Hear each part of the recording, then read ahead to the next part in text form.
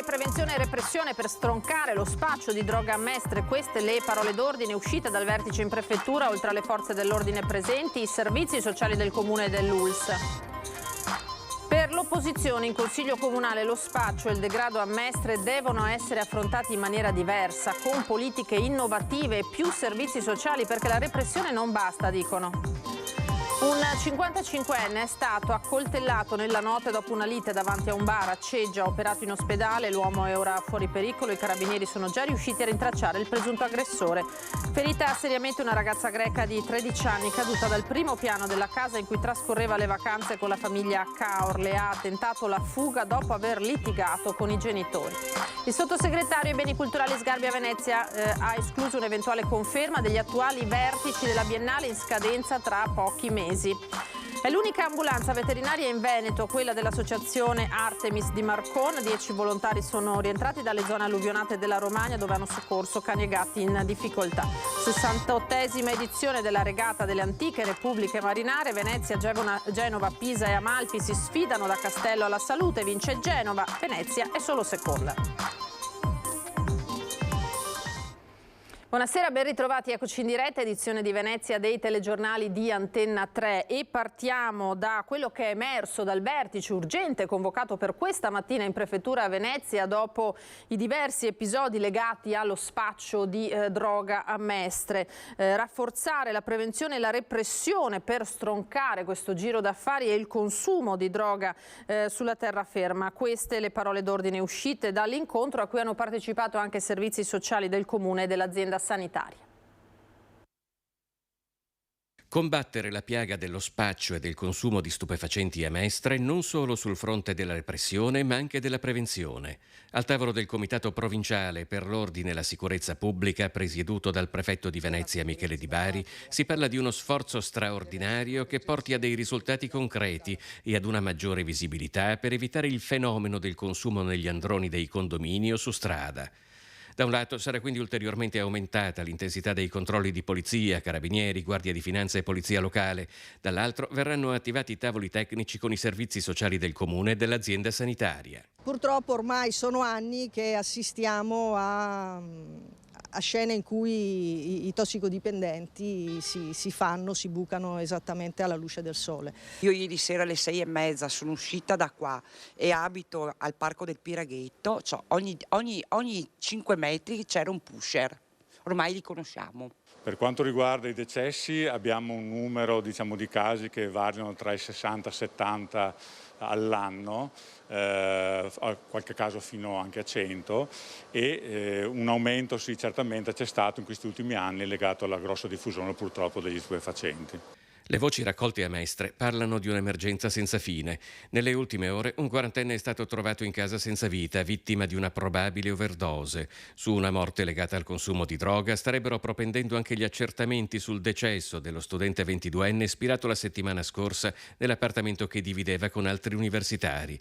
Persino una bimba di 9 mesi è risultata positiva agli stupefacenti dopo che la madre tossicodipendente era stata fermata dalla polizia. Per l'opposizione in Consiglio Comunale però lo spaccio e il degrado a Mestre devono essere affrontati in maniera diversa. Spaccio e morti per overdose. La droga nel quartiere di Via Piave non accenna a diminuire, un problema cronico che preoccupa residenti, amministrazione comunale e forze dell'ordine. Per l'opposizione in Consiglio Comunale servono politiche innovative. È chiaramente un problema che va governato. Per questo servono più politiche sociali e più prevenzione, come ha chiesto anche il questore Mascio Pinto. In quest'ottica, ancora un anno fa, ho chiesto che il Comune di Venezia aderisse ad Elide, l'associazione, la rete di enti locali per le politiche innovative sulle droghe, una rete per scambiare buone pratiche e comunicare tra città con problemi analoghi nel governo della gestione del consumo e dello spaccio delle droghe. Sulla gestione della sicurezza il consigliere Giovanni Maria Martini rincara la dose. Affrontare un problema così grave solo attraverso una politica repressiva si è dimostrato negli anni un fallimento totale. Tanti cittadini ci fermano per strada, afferma Martini, dicendoci che hanno paura ad uscire. La situazione è sempre più invivibile. In città servono servizi sociali adeguati alla grave situazione. Com'è possibile non intervenire in modo diverso? Com'è possibile non riattivare quei servizi sociali che erano il fiore all'occhiello di questa amministrazione? Com'è possibile non vincere quella passività sociale che è alla base di questo problema? Perché le strade vuote, le strade che non si animano di attività, le attività economiche che chiudono, l'impossibilità di agire anche culturalmente e socialmente sul luogo, la passività sociale è una delle cause fondamentali per il degrado che stiamo vivendo a Mestre e a Venezia. Infine la stoccata di Martini: per affrontare il problema bisognerebbe lavorare in squadra, siamo sempre stati esclusi però da ogni tipo di discussione. La cronaca con l'accoltellamento nella notte di un 55enne a Ceggia. Al culmine di un litigio l'aggressore è già stato individuato dai carabinieri.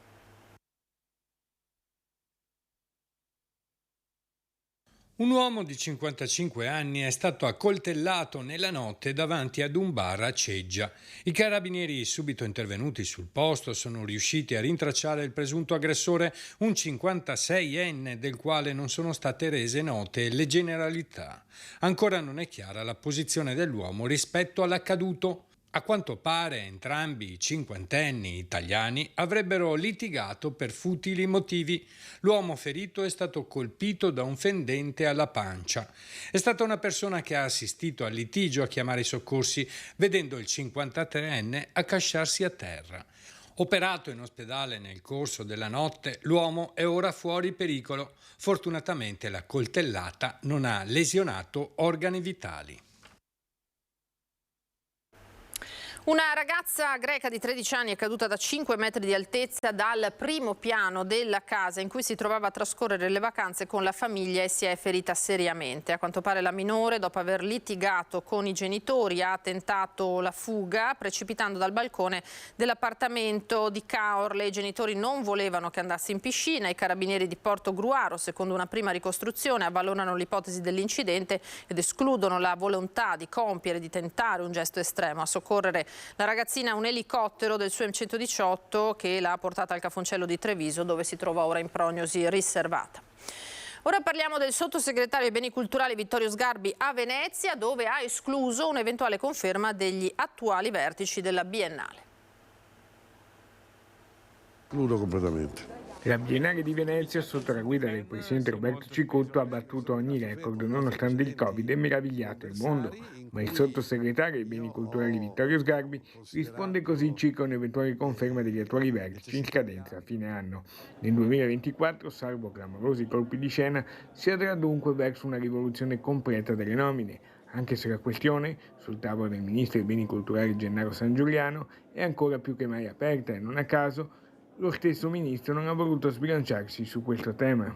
Nomineremo il nuovo presidente sperando che da quel presidente possano venire delle scelte condivisibili e condivise sui direttori di sezione, perché io quando feci cacciare nel mio precedente mandato Baratta, che per un anno non fu più, e perché aveva deciso la nomina del direttore del settore architettura senza comunicarcelo, il che non vuol dire che dovesse condividerlo con noi, ma a prenderlo dai giornali mi sembra, visto che siamo noi che paghiamo, un fatto abbastanza bizzarro. Sulla Biennale di architettura invece Sgarbi dice: mi sembra particolarmente inutile, ma è proprio dell'architettura, la quale ha senso quando si realizza, quindi sono progetti.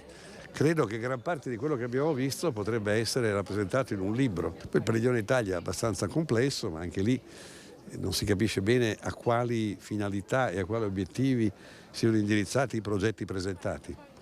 Per cui forse la Biennale d'Architettura andrebbe trasformata in una serie di incontri, di convegni, di mostre con diapositive, con proiettori, che poi alla fine quello che tu vedi è esattamente qualcosa di immateriale, mentre l'architettura ha senso perché è fisica. Manifestazione LGBT da Santa Margherita a Rialto per lanciare il Laguna Pride del 24 giugno a Venezia. Voy Vogliamo una scuola e un'università che ci insegni il sapere critico, che rispetti le nostre identità e che ci insegni a ribaltare questo mondo oppressivo. Vogliamo una Venezia diversa, colorata, aperta, indecorosa. Una passeggiata indecorosa l'hanno definita, rumorosa e colorata, da Campo Santa Margherita a Rialto per lanciare il Laguna Pride del 24 giugno, un appuntamento che chiama a raccolta una comunità che rivendica il diritto ad un'esistenza degna, denunciando una violenza che nei casi più gravi è fisica e psicologica, in altri addirittura istituzionale e burocratica. Perché scuola, università, servizi sanitari, posti di lavoro, spazi pubblici e amministrativi, affermano questi ragazzi, sono ancora pieni di stereotipi e pregiudizi. Come collettivi e realtà queer e transfemministe abbiamo sfilato per le cali della nostra città per lanciare un appuntamento importantissimo che vedete qui alle mie spalle sul ponte di Rialto. Il prossimo 24 giugno si terrà a Venezia il Laguna Pride, il primo Pride che a Venezia dopo tantissimi anni, e lo facciamo appunto perché i nostri corpi, le nostre identità sono sotto attacco. È venuto il momento di alzare la voce e riprenderci le città per città appunto che siano libere per le persone di esprimere le proprie identità, per appunto la volontà di essere noi stesse e di camminare tranquille. Le tematiche sono anche locali, perché da Venezia al suo entroterra, sostengono a Laguna Pride, le condizioni di povertà si stanno acuendo, come dimostra l'emergenza abitativa, e chi non risponde alla norma costituita subisce forme di discriminazione ancora più intensa. Anche per questo la manifestazione del 24 giugno. Per tutti i diritti delle persone che dall'identità queer alle persone razzializzate, le donne, le persone disabili possano finalmente trovare uno spazio e una piazza per sé. Ora ci occupiamo invece di tutt'altro caso, la disperazione di una madre di Chirignago, Francesca Scarpa, vive in un appartamento dell'Atera, l'acqua in casa ogni volta che piove e nonostante le innumerevoli richieste di intervento, ci ha detto, nessuno si è mai fatto sentire. Quando piove sento tutto un gocciolio da lì e l'acqua mi esce da qua, tanto che il carico d'acqua è qua. Francesca Scarpa vive con la figlia in questo appartamento dell'Atern nel complesso Circus di Piazza Vittorino da Feltre a Chirignago. Ogni volta che c'è brutto tempo, afferma, ci piove dentro. I problemi nel suo appartamento sono tanti. Sì, sono molti. Mi piove in camera. Io sono costretta a mettere i secchi. Muffa e crepe nei muri, freddo e umidità. I balconi di legno, inoltre, non sono sicuri. Un balcone addirittura con il vento mi è proprio partito giù. Mia figlia, dice Francesca, soffre di alcune allergie, per questo non riesce a dormire nella sua camera. Di notte non può dormire nella sua camera perché entra l'acqua, non respira più, ha problemi di asma e ha problemi di allergia, muffa, umidità. Decine le segnalazioni nell'arco di 6 anni effettuate dalla signora nei confronti dell'Ater. Dopo le verifiche però nessuno si è mai fatto vedere per eseguire dei lavori di ristrutturazione. Hanno fatto foto, hanno detto facciamo così, facciamo colà e non ho mai visto nessuno. Non trovo giusto, visto che in ritardo, ma sono sempre stata pagatrice di tutto affitto e condominio.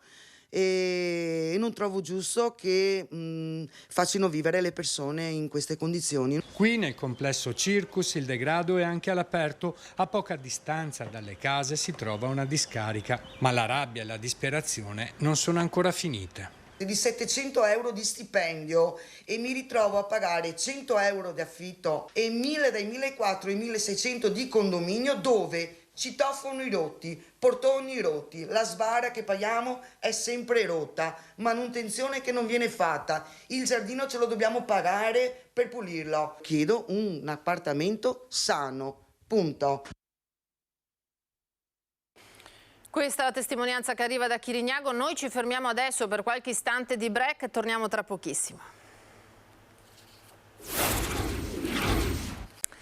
Di nuovo in diretta, edizione di Venezia dei telegiornali di Antenna 3. Dovremmo avere collegato al telefono il nostro Lorenzo Maier perché nel pomeriggio a Venezia si è disputata la 68esima edizione del Palio delle Repubbliche Marinare. Buonasera Lorenzo, com'è andata? Buonasera Lina, a te e ai nostri telespettatori. È stata una gara stupenda che è stata vinta, lo diciamo subito, da Genova, che ha completato il percorso dei 2 chilometri proprio qui davanti alla Punta della Salute in 8 minuti e 13 secondi. Al secondo posto si è classificato l'Armo di Venezia, che partiva con il numero d'acqua 4 e che era ovviamente caratterizzato dal verde, che ha concluso il secondo posto dopo una partenza che l'aveva vista stare in testa. Comunque il tempo complessivo è stato di 8 minuti e 26 secondi, una ottima prova anche per l'Armo veneziano. Al terzo posto Amalfi, al quarto Pisa. Comunque al di là dell'ordine di arrivo della classifica che ha visto, lo ricordiamo ancora, la vittoria di Genova meritata, è stata una gara stupenda, caratterizzata da un grande fair play da tutti gli equipaggi, con i 4 sindaci delle città marinali qui in tribuna in uno scenario davvero meraviglioso, e Genova ha avvistato il successo che aveva già ottenuto lo scorso anno. Se non hai domande dallo studio, ti restituisco la linea. Grazie Lorenzo, immagini sempre meravigliose quelle che arrivano da Venezia, ricca di eventi anche in questo ponte. Noi adesso vi mostriamo invece l'ambulanza degli animali che dal Veneto ha raggiunto la Romagna per soccorrere cani e gatti in pericolo nei territori allagati.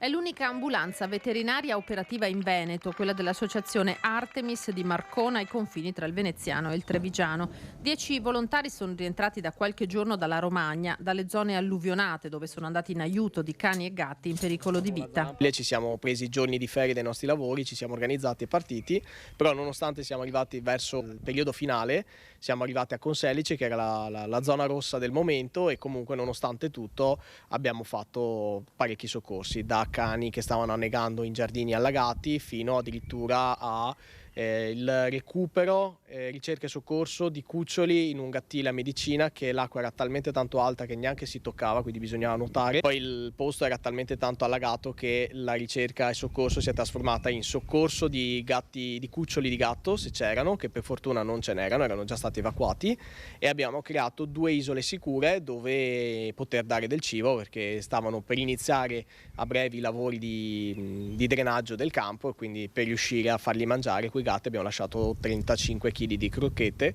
in 2 isole facilmente raggiungibili. Infatti, come li abbiamo lasciati, sono arrivati tutti i gatti a mangiare, anche perché erano isolati da qualche giorno. La realtà di Marcona, che ha 5 anni, ha risposto a un appello delle associazioni animaliste romagnole, aprendo un conto corrente e una raccolta di cibo per animali. Caricata l'ambulanza Puma con materiale per il primo soccorso, i volontari sono partiti. Mi rendo conto che forse sono soccorsi quasi secondari. Però c'è gente che lo reputa come se fosse un figlio l'animale ormai, soprattutto dopo il Covid, che c'è stato un boom di animali d'affezione. E lì abbiamo deciso appunto di subentrare noi, perché è giusto anche non togliere soccorsi alle persone. La cosa che fa veramente triste, che ti colpisce, sono le strade dove non puoi camminare, ma non per l'acqua. Non cammini perché ci sono le macerie buttate fuori. Stufe, frigoriferi, televisori, divani, letti, materassi, tutto buttato fuori, tutto inutilizzabile. Alla battuta sembra la laguna, si è passati subito al rendiamoci conto che qua c'è gente che ha perso tutto. Era l'ultimo servizio per questa sera, io vi ringrazio per l'attenzione. Adesso le previsioni del tempo e poi come sempre l'edizione di Treviso. Una buona serata e una buona domenica, arrivederci.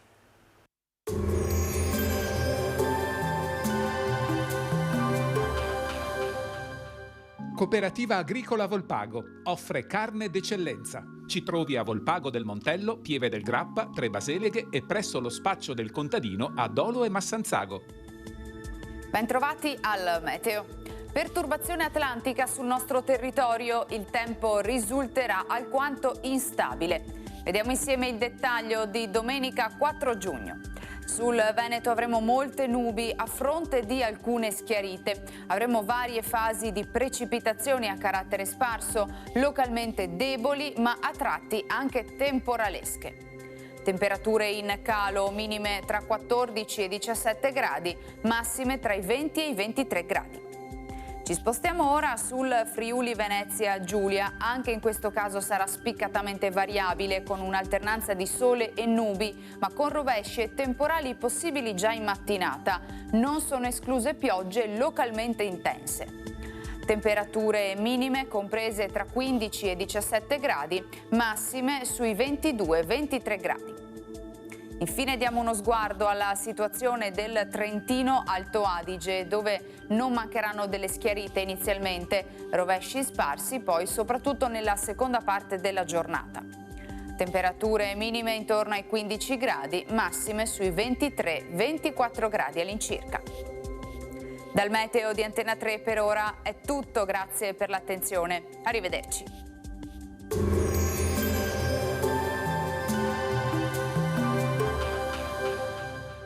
Cooperativa Agricola Volpago offre carne d'eccellenza. Ci trovi a Volpago del Montello, Pieve del Grappa, Tre Baseleghe e presso lo spaccio del contadino a Dolo e Massanzago.